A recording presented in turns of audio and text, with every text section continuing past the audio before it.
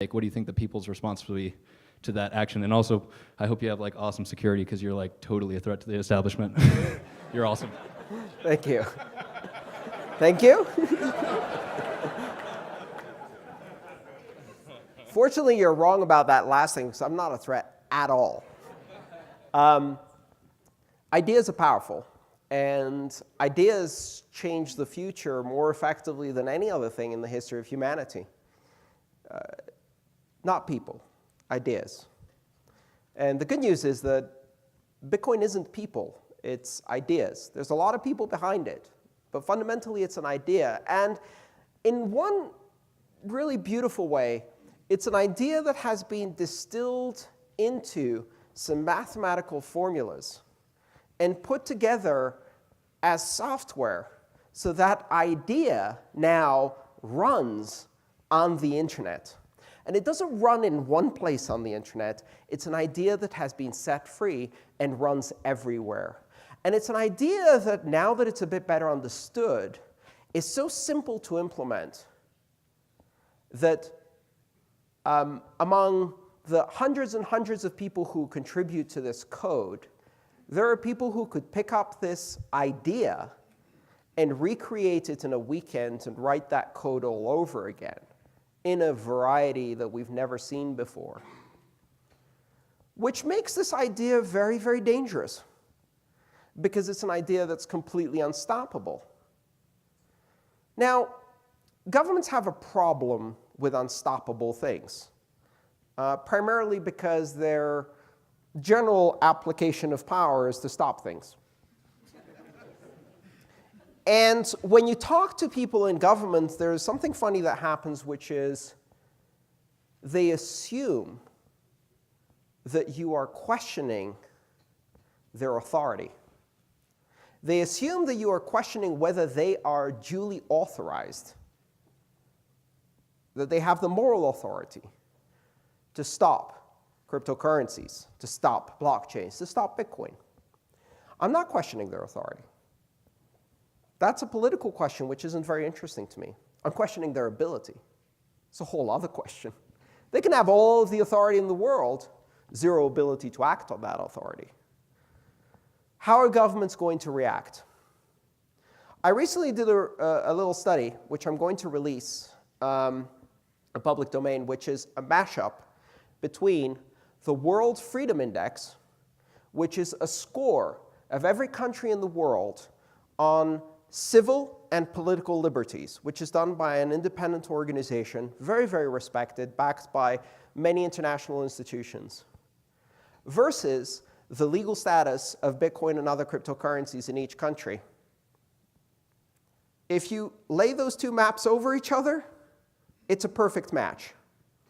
Free countries, free Bitcoin. Not free countries, not free Bitcoin. And then you suddenly realize Bitcoin isn't being tested by governments. Governments are being tested by Bitcoin. It forces them to reveal their true colors. Countries that do not respect the individual freedoms of their own citizens are against cryptocurrencies. Countries that do respect the individual freedoms of their citizens support, or at least allow, or they think they allow, cryptocurrencies to continue. And so what's really interesting is that when you have an idea that is powerful and freeing, that idea is like a mirror you put up to your government, and you see what's reflected back. What system of government do you have? Well, here's a litmus test. How do they feel about this? Because it's an idea that's powerful and gives people freedom. This is the state today. Free countries allow the use of these technologies. It's not going to be the state forever. And the reason is that this is an idea that's very powerful and very freeing. And so even governments that appear to be free will be challenged by this test. And eventually they will fail it. They will fail it now when things are hunky-dory. They'll fail it when they need to because their own currency is suffering.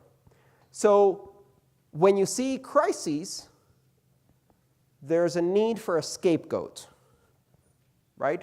And that scapegoat has to be something convenient. I expect that governments will not react well to this phenomenon. We've seen how the government of Turkey, the government of India, the government of Venezuela have acted. They call people who use Bitcoin terrorists. Are there any terrorists in this room? I don't think so. Ironic, of course, because the main sponsors of terrorism are some of these governments. Right back at you. But they will do that. They will use propaganda and misinformation to tell people that Bitcoin is used to buy drugs, that Bitcoin is used to fund criminal activities, that Bitcoin is used to fund terrorism, as if there's any form of money that is not used to do those things. And this is a great irony, because money is a tool to convey value, and if you're conveying value, of course you're going to use it to convey value on things that are not strictly legal, or at least in this country or that country, they're not strictly legal. All money has been used to do that forever. The illegal activities themselves have been used as money. Do you know what you can buy drugs with? Sex. Anything. Everything. There is nothing you can't buy drugs with. So the idea that this is the problem is ironic. Governments will react poorly. They'll try to stop it.